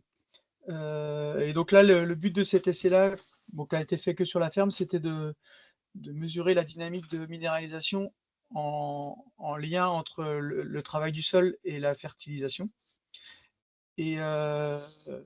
Et donc le but, l'essai s'est porté sur un essai de semis de blé févrole derrière tournesol.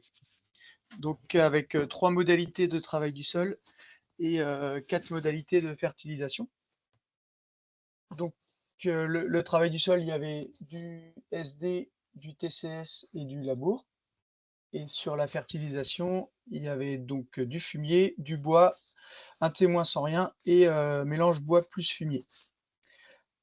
Donc, et associé à ces modes d'implantation, on a plutôt réfléchi en mode système. Donc les dates d'implantation ont été différentes pour coller aux pratiques réelles de la ferme ou des autres agris. C'est-à-dire que quand on réduit le travail du sol, souvent on sème plus tôt pour éviter d'avoir un sol trop humide et de risquer de ne plus pouvoir implanter. Et les systèmes qui labourent sont souvent des semis plus tardifs. Ouais.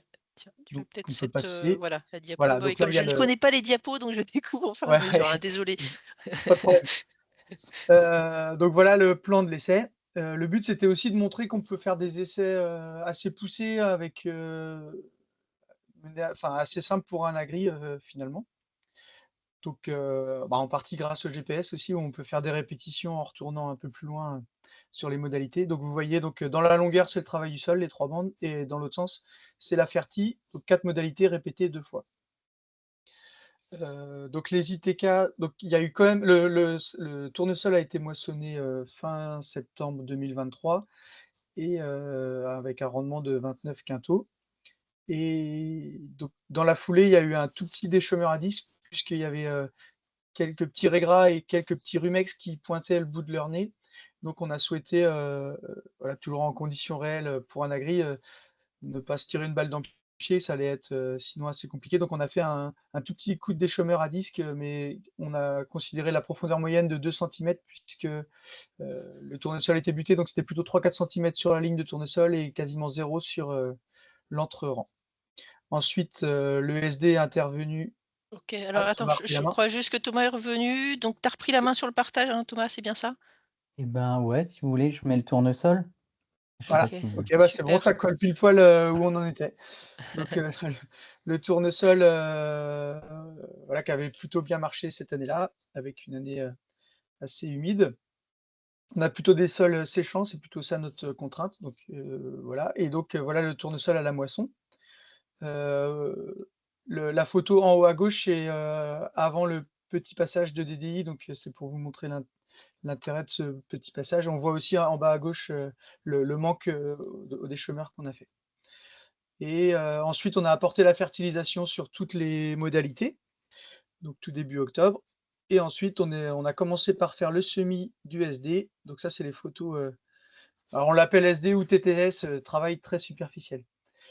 Heu, voilà, donc la levée très rapide avec de l'humidité qui était restée de la culture du tournesol, et parce que là, c'était sans pluie, hein, la levée. Et voilà. Donc après au 10 no donc ensuite, donc le 4 octobre, le semis en SD. Ensuite le 10 octobre, après un passage d'actisol à 15 centimètres, on a semé au combiné le TCS, donc c'est la photo de droite.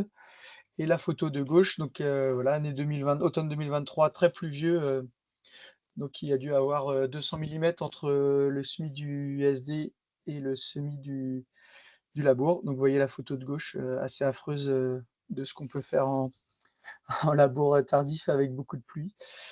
Donc c'est dans la même parcelle, hein. Voilà la photo là, le blé est pas encore levé à gauche. Donc le labour a été semé au 1er novembre, qui est une date normale de semis, pour nous, si enfin dans le secteur pour des systèmes, avec labour. Donc à la base, moi je voulais pas faire la modalité labour puisque, on avait déjà acté, sur la ferme que derrière culture de printemps, c'était très facile de faire, soit du SD, soit du TCS. Et Thomas poussait pour qu'on fasse cette variante. Heu, voilà, donc ça m'avait un peu embêté dans l'organisation, et mais du coup, je suis content de l'avoir fait parce qu'on verra les résultats à la fin. À part pour le sol dans cette bande-là. Mais voilà, donc voilà les photos. Ensuite, les photos au printemps. Donc là, on peut voir que la partie TCS avait fait ressortir beaucoup de moutardier. C'est une parcelle qui est compliquée en moutardier, voilà. Moutardier rumex, c'est un peu son défaut. Donc là, on voit la partie moutardier qui a été favorisée certainement soit par la remontée de graines du lactisol ou l'émiettement fin de la herse rotative.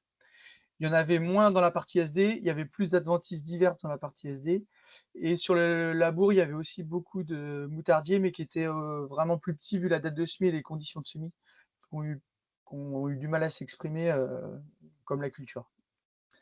Voilà, suivant.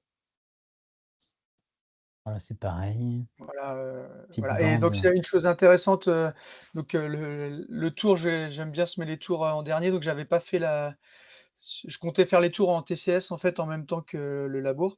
Et comme il a beaucoup plu, on n'a pas eu le choix de labourer les tours, mais sur la bande de la haie, j'ai été en directement à la herse rotative, donc au 1er novembre dans des conditions très compliquées, et on a été assez surpris de voir que les moutardiers sont pas sortis alors que les févroles sont très bien sortis dans cette, bande-là. Alors qu'en vrai, quand j'ai semé, je pensais qu'il allait rien lever du tout. Par contre, il a pas levé de blé ou très peu, quoi. Mais voilà, donc l'impact sur le salissement est vraiment impressionnant quand on fait varier les ITK, que ça soit en date ou en type d'outil.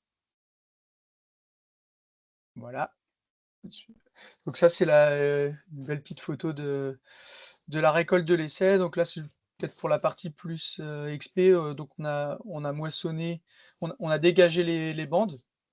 Donc c'était des carrés de 24 mètres la largeur, du travail du sol par 36 mètres, donc on faisait un aller-retour à la table d'épandage de 18 mètres. Et on voulait, parce que voilà, l'épandage, c'est pas forcément régulier, on voulait vraiment avoir une bande large sur l'épandage. Donc ensuite, on a dégagé toutes les parallèles et les perpendiculaires de chaque modalité, et ensuite on a remesuré, il y avait du monde, hein, les stagiaires et apprentis du Civam Bio, enfin deux pour le Civam Bio et puis un sur la moissonneuse. Et donc on a remesuré chaque modalité pour être sûr vraiment de la surface, et on a moissonné chaque modalité indépendamment en crachant dans la mélangeuse des vaches pour avoir le poids et le rendement à la placette qui est une parcelle, pas une micro-parcelle. Voilà, donc ça, c'est pour illustrer comment on peut faire des essais, en mode ferme. l'analyse des résultats de rendement. Soit tu reprends la main, Thomas, moi sinon je veux bien le faire, comme tu Vas-y, veux. vas-y, vas-y. Voilà, on va surtout parler des modalités de travail du sol et donc puisqu'il y a pas de variabilité sur la fertilisation, on pourra y revenir après. Donc voilà le rendement, donc le labour est sorti à 17 quintaux alors que le TCS et le SD à 27 et 28. Enfin 28 et 27. Donc voilà, on voit on peut vraiment dégrader les résultats en semant plus tard et en labourant les années humides.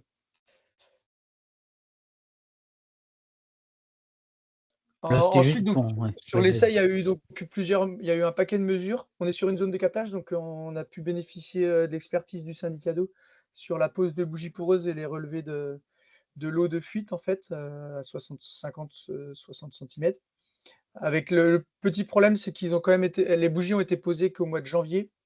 Voilà, le temps, il y a eu du délai pour acquérir les bougies et donc il y avait déjà eu beaucoup de lessivage et le TCS a une tendance à une moindre fuite, voilà, on se pose la question du moutardier, qui aurait peut-être pompé, beaucoup d'azote à l'automne et le labour avec, beaucoup de fuites, voilà, enfin, avec plus de fuites, du fait, voilà, du retournement et de la lessivation derrière. Mais c'est des fuites, c'est vrai, de printemps, donc c'est un peu particulier, un On ne sait printemps pas ce qui s'est humide, passé au enfin mois de décembre, ouais. ouais, voilà, Novembre, donc décembre. ouais. Après, tu présentes un peu les APM ou Vas-y, tu veux que je vas-y. je fais très rapidement? En gros, mais c'est plus, en fait, justement, l'expé là qu'on vous présente, Germain, l'idée c'est pas de enfin, il y a les résultats qui sont intéressants, mais comme tout résultat d'une petite expé, l'idée c'est plus la méthodo et comment dire, comment montrer une petite structure comme la nôtre avec pas de projet particulier, juste en croisant un peu les réseaux, les savoir-faire, et les bonnes volontés, bah, on arrive quand même à faire une expé qui est intéressante, qui fait avancer le schmilblick, enfin en tout cas à notre échelle départementale et voilà, donc c'est plus on présente ça plus pour la méthodo que pour, des résultats à graver dans le marbre évidemment et c'était juste pour présenter qu'on bosse aussi l'azote potentiellement minéralisable, donc c'est une méthode, qui est reprise par Ivardi avec, incubation biologique à 3 températures. Très je passe rapidement, hein. C'est juste pour retravailler les 3 phases de minéralisation dans le sol, donc précoce, printanière et puis automnale, où on sait que voilà, en bio souvent on peut avoir, sous la pédale dans les sols, notamment dans les terres de germain, avec de l'élevage, de la prairie et tout, en fait, on a un beau pic en vert et puis des fois, on manque d'azote en bleu et on sait qu'on relargue beaucoup d'azote en orange, qu'on peut perdre, notamment avec les semis tardifs de blé, par exemple, hein, tout simplement. Donc voilà, on rebosse ça. Et les APM, donc c'est des incubations à 12, 20 et 28 degrés, avec échantillonnage en sortie hiver pour simuler, la vitesse de minéralisation, en sortie hiver et voir s'il y a une minéralisation précoce ou plutôt tardive, et du coup de l'impact un peu sur le sol. Et donc là, Germain, un de tes objectifs, c'était de regarder, de comparer un peu rien, bois fumier, fumier bois. Bon, je présente ça, c'est des tout petits résultats, hein. C'est juste, voilà, de retravailler un peu, est-ce qu'il y a fin d'azote ou pas? Voilà, toutes ces choses-là. Et pour l'instant, il y a eu des tendances un petit peu sur les APM, mais pas de tendance sur les résultats de rendement. Donc, il n'y a pas grand-chose à conclure. Mais Germain, tu as mis en place à nouveau le même essai sur la même parcelle en matière organique cette année, quoi. Oui, il y a aucune corrélation des variations de rendement sur la fertie. On a décidé donc ça nous a un peu surpris quand même si c'était une année humide, ouais, c'est 10 tonnes de fumier qui dosent quand même assez fort, entre 8 et 9 d'azote et en face, il y avait 13 tonnes de bois. On s'attendait quand même à avoir quelque chose. Alors oui, on était derrière culture de printemps, il y a un peu de fertilité latente, par l'élevage et il y a quand même la févrole, hein. C'est vrai qu'en blé pur, ça aurait pu être, différent. Mais donc on s'est dit: «Bah, voilà, on pousse le bouchon plus loin, on recommence sur les mêmes bandes avec les 2 répétitions». Donc là où il y avait eu du fumier, on a remis du fumier, la même quantité et là où il y avait eu du bois, on a remis du bois, enfin voilà, toutes les modalités et donc là, c'est en avoine d'hiver.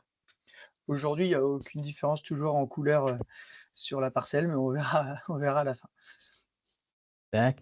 Après, pour la petite histoire, ça, faut aussi que je retraite ça un peu les données, mais il y a un botaniste du CPIE local qui est venu faire des comptages et donc c'est juste pour montrer, bon, pour l'instant, c'est juste, une, logique de diversité spécifique des adventices. Voilà, ce serait à retravailler, mais c'est pour dire que voilà, on a des petites données, donc là, c'est intéressant, ça correspond, à la fois, il y a le moutardier qui est plus ressorti en TCS, mais on voit qu'il y a une plus grande diversité de plantes en TCS. Voilà. C'est vraiment là un peu du 1 ou 0. Est-ce qu'il y a beaucoup de 1? Vous voyez ce que je veux dire? Est-ce qu'il y a beaucoup d'espèces ou pas? Mais bon, c'est pas, très bien analysé encore. Mais encore une fois, c'est de montrer, bah, là, c'est plus, pour l'histoire, quoi. De dire, bah, on prend le téléphone, on appelle le botaniste du coin avec qui on est en relation, on dit: «Tiens, tu veux pas venir faire un petit comptage?» Voilà, et le bassin versant, il met les bougies poreuses et puis, on a des stagiaires, on fait ceci. Germain, il est hyper autonome sur plein de choses aussi et on arrive à faire une expé, intéressante, quoi. Je te laisse présenter la Tekeko?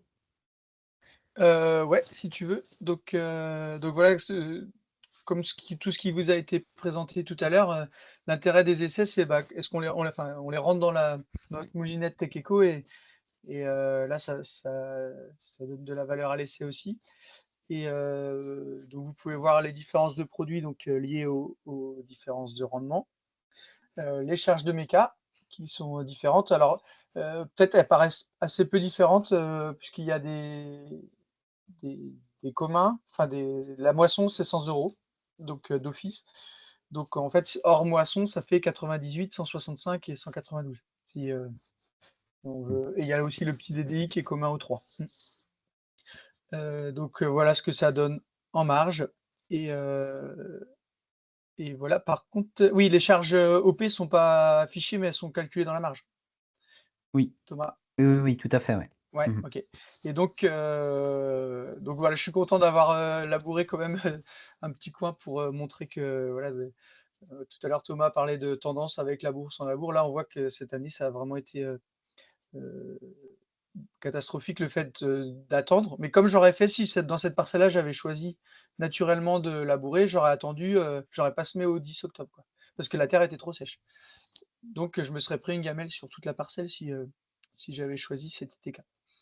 Donc, ça remotive à réduire le travail du sol et heu et donc, on voit le STIR, à droite. Donc, même le TCS qui était assez simple, hein, finalement, sort à 100 quoi le labour à 122 alors que le SD est à 11. Là, il y a vraiment une grosse différence. Donc là, l'itinéraire SD était vraiment pertinent cette année-là, dans ces conditions-là. Et ça montre ce qu'a dit Thomas tout à l'heure. Derrière culture de printemps, c'est très facile de réduire beaucoup le travail du sol et être performant techniquement et économiquement. Et du coup, Avec, voilà. avec là un Ouais, rendement qui est vas-y. assez faible. Nos rendements normaux sont plutôt 35-40 en blé févrole. Oui, Et on est c'est pas attaché une, au rendement. Mm. voilà, pas une bonne année. Et donc voilà, après je pense tu l'as dit au début, hein, je vu que j'étais déconnecté, mais on est bien d'accord que, en fait, on ment en disant que c'est une expérimentation au travail du sol. En fait, c'est une expérimentation ITK et c'est bien, Germain, je pense que tu l'as dit, mais je préfère le répéter quand même, bien de dire, bah, on compare en fait, toi, il faisait sec, si tu étais parti dans ta tête à dire: «Je fais du semi-direct», tu aurais semé tôt et tu aurais pas pu labourer dans la poussière et si de toute façon dans sa tête un agri bio se dit: «Je, décale ma date de semis, je sème tard», bah, il attend et il peut se faire piéger par l'eau. Donc c'est vrai que c'est une année très particulière, voilà, mais toutes le sont, j'ai envie de dire et en même temps qui, comme tu viens de le dire Germain, qui vient confirmer, ce que beaucoup enfin, vous êtes plusieurs dans le groupe à tenter des semis directs derrière culture de printemps avec des réussites depuis plusieurs années sur plusieurs fermes, et cetera, quoi. Donc le résultat ne nous étonne pas trop, quoi. Et ce qui est intéressant, moi, je trouve, dans cette expé-là, c'est justement aussi avec cette logique de STIR, de se dire que le TCS n'est pas, en fait, de l'ABC et que le SD, je me souviens, c'était un débat un peu avec Germain, de se dire: «Est-ce qu'on l'appelle SD ou pas?» et en fait, si on prend le seuil de 35, on voit que là, on est quand même bien en dessous de 35, ou de 40, par exemple, quand Boivin, prend le seuil de 40, hein. Donc pour nous, on peut parler d'un itinéraire semi-direct bio, quoi. Voilà, des petites conclusions perspectives, mais bon, c'est un peu ce qu'on a déjà dit, voilà, je suis pas sûr que ouais, on peut peut-être passer, je sais même pas quelle heure il est. Il est tac, ouais. Bon, ouais, on peut passer ça. Je pense que tu as tout dit, hein, hop et puis conclusion générale, donc je sais pas, je dis quelques éléments et puis Germain, si tu veux, tu reprends. Donc nous, ce qu'on montre, bah, c'est à nouveau, bah, que ce groupe, ça montre que l'ABC et le SD Bio existent, même s'il y a effectivement toute la question du pluriannuel, je vais y revenir. Donc c'est des pistes intéressantes et puis, voilà, pour moi, c'est très important de dire que, enfin, les agriculteurs du groupe, dont Germain, sont des pionniers. Enfin, ils sont hyper isolés, dans notre territoire, voire en France. Donc je trouve que ces résultats-là, certes, ils viennent pas conclure quoi que ce soit, mais ils viennent déjà montrer qu'il y a plein de choses possibles. Et moi, ce que je trouve très intéressant, c'est aussi d'avoir remarqué que des agriculteurs qui ont rejoint le groupe récemment, en fait, montent en compétences très vite et arrivent quasiment au niveau de gens comme Germain ou Philippe Béton qui sont là depuis 10 ans dans le groupe. Et que du coup, là, on voit vraiment l'intérêt des groupes d'échange pour monter en compétence sur des choses assez pointues, assez techniques comme l'ABC, quoi. Après, donc, c'est des méthodes, hein, donc il y a le groupe, les expérimentations paysannes, les fiches essais paysans, on n'en a pas trop parlé, mais c'est un truc sur lequel on bosse beaucoup. Cet outil qu'on essaye de diffuser aussi, voilà. Et puis après, le côté STIR, donc comme outil d'élaboration de l'ITK pour les paysans, donc ça, c'est toi-même, Germain, qui le dit. Un levier très intéressant, je pense, que ça vous a sensibilisé après sur tout le travail de réglage de l'AR, et réglage de la charrue, de se dire, bah, en fait, à ITK, sur le papier équivalent, et ben en fait, en modifiant les réglages, tout simplement, on peut diviser par 2 le STIR, en fait, si jamais on passe moins vite et plus lentement. Moins vite, pardon, et moins profond. Donc ça, c'est un levier hyper intéressant, quoi. Et puis en R&D, donc quand ça a été coupé, je ne sais pas à quel point ça a été coupé, donc je représente rapidement, et puis s'il y a des questions. Donc on rentre dans plusieurs projets de recherche, dont le Parsada Parade de Stéphane Cordeau, Casdar Calisol Bio, et puis il y a un petit projet annexe avec Lionel Rangeard de microbio. Donc il y aura de la microbio qui va être faite sur des parcelles avec les STIR, les APM, etc., quoi. Et je montre ça aussi que j'avais commencé à présenter tout à l'heure. Je le présente très rapide parce que je ne sais pas ce que vous avez entendu ou pas. En fait, donc On n'a rien vu, Thomas. vous avez rien vu. Bah, je le présente rapidos, comme ça fait à la fois une perspective et une réponse aux questions de tout à l'heure. En gros, donc ça, c'est les tout premiers travaux de STIR à l'échelle pluriannuelle. Donc là, par exemple, sur 3 ans. Donc, ce qui est intéressant, c'est déjà de voir que pour moi, dans le groupe, si notamment, en fait, il existe des parcelles où il y a un STIR moyen inférieur à 80 sur 3 ou 5 ans, ça, on peut le trouver. Et là, on voit que les 3 premières parcelles le sont, dont la deuxième qui est chez toi, Germain. Euh, et du coup, là, l'idée, par exemple, c'est d'envoyer ces parcelles-là, toutes les 10 premières, de les envoyer à Lionel Rangeard. Ça va être fait lundi. Le sol, il est à l'entrée du bureau, là. Et de regarder d'une manière très naïve et bête, hein, pour répondre à ta question, Stéphane, de tout à l'heure. On sait que le STIR, c'est un indicateur sur l'érosion. Est-ce qu'il traduit quelque chose sur la vie du sol? On n'en sait rien. Et donc, là, l'idée, c'est de faire un peu de microbio avec Lionel Rangeard et Calisol Bio, Auréa, Célesta Lab, etc. Dans plein de trucs, des bactéries, champignons, des activités enzymatiques, de la taxonomie, etc. Et regarder un peu qu'est-ce qui se passe, tout en disant bien que nous, c'est un outil d'animation du groupe, ça, voilà, voilà, avancer un petit peu, quoi. Et, euh, et du coup, voilà, en perspective, bah voilà, nous, on est toujours à la recherche de partenaires techniques, scientifiques, pratiques et tout. Donc, je ne sais pas si après ce webinaire, vous voulez nous contacter. Nous, on est toujours contents pour discuter et travailler ensemble, quoi. Je ne sais pas si Germain, tu veux dire un mot aussi? Non, il y a d'autres essais là qui sont en cours sur la ferme, mais j'en parle pas pour l'instant. Alors il y avait quelques petites questions sur l'essai. Donc, Jean-Martial Poupeau, hein, qui remarquait qui demandait pourquoi ne pas avoir tout semé le 4 octobre, y compris derrière Labour, car vu la survenue des pluies mi-octobre, hein, Labour au 4 octobre aurait sans doute donné autre chose, mais enfin, tu as répondu en partie. Mais c'est vrai que Je veux bien. Jean-Martial complète Ouais. aussi en disant que la comparaison est biaisée puisque les dates de semis sont différentes. Ouais, c'est vrai. Et en même temps, si on avait labouré juste avant la pluie, on aurait aussi bien dégradé la structure avec la pluie aussitôt sur le labour. Mais je pense qu'on l'a expliqué vraiment pourquoi c'est fait. Et le labour à ce moment-là était en conditions trop sèches et c'était pas possible, à mon avis. Alors, une petite question, plus de compréhension. Quand dans les diapos, là, c'est marqué bois, c'est du BRF en fait, c'est ça? On va dire que c'est entre le BRF et la plaquette. C'est du bois d'un copain élagueur c'est un peu les déchets enfin quand il élague en fait. Donc ça dépend des périodes. Il peut y avoir un peu de feuilles, mais c'est quand même de la branche assez grosse. Donc voilà, entre le BRF et la plaquette.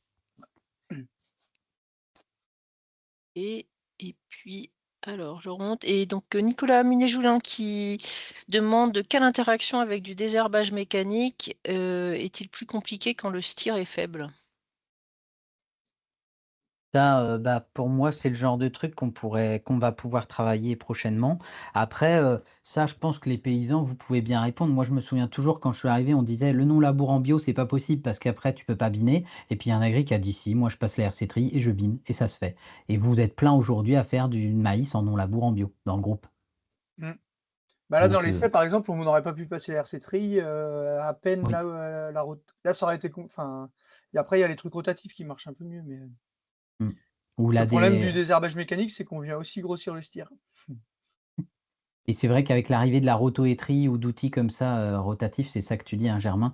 En fait, la rotoétrie vient permettre de faire, quand même des choses intéressantes, même avec des résidus, quoi. Mmh. Après, on n'a pas parlé aussi de Striptil aussi, qui permet aussi avec un bon dégagement et qui permet du coup de travailler avec du résidu, des choses comme ça, quoi.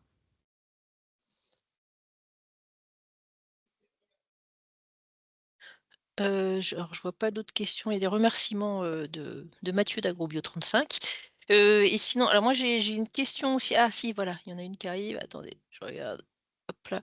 Donc, Eugène Fayolle qui demande: quand vous dites fumier, j'imagine que c'est du bovin. Est-ce qu'il est composté ou frais, riche en paille? Et est-ce qu'il serait possible d'avoir des infos complémentaires à ce sujet? Ah ah. C'est du fumier de bovin, de l'hiver d'avant qui est stocké en fumière, compactée pour, essayer d'avoir le moins de pertes avec micro-organismes. Enfin c'est un peu un ensilage de fumier pour essayer de conserver les valeurs et un compostage à froid, quoi.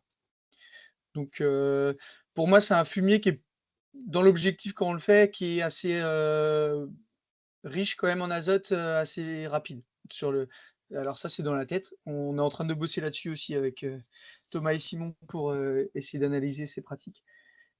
Mais, c'est souvent des fumiers, ouais, 8-9 d'azote. Avec, de la paille, on est en bovin allaitant, donc on paille pas si dur que ça, pas comme en bovin lait.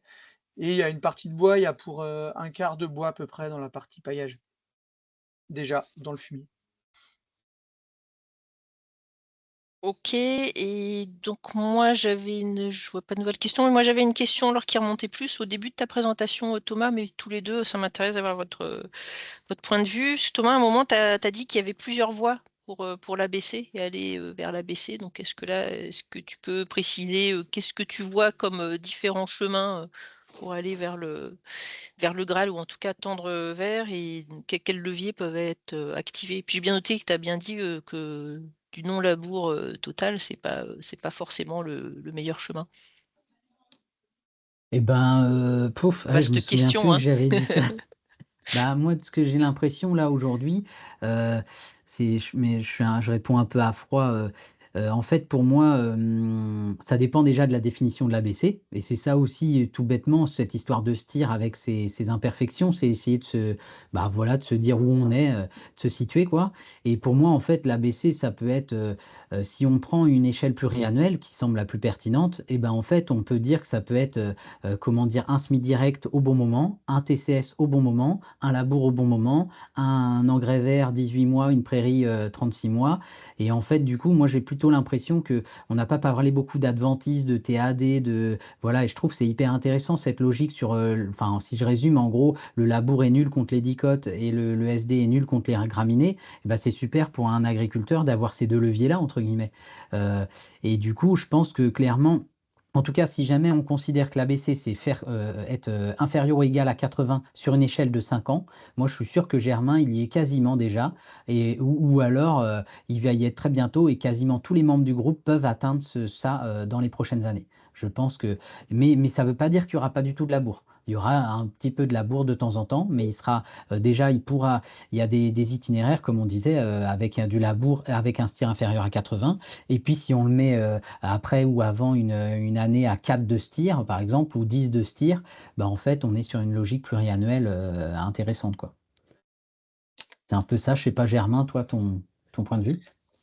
Ouais, ouais, la biodiversité, elle est, moi j'aime bien quand elle est partout, elle est aussi dans le travail du sol en fait et ce qui compte, c'est d'utiliser le bon outil au bon moment et pas enfin, à chaque fois, c'est de se dire: «Si j'en ai pas besoin, surtout, il faut pas le faire, quoi» et moi, j'avais, autre chose oui et le fait de réduire les profondeurs, le fait du STIR, on se dit: «Bah, ouais, là, je peux essayer de réduire les profondeurs comme ça, je vais gagner un peu, c'est un peu la bonne note à l'école, quoi».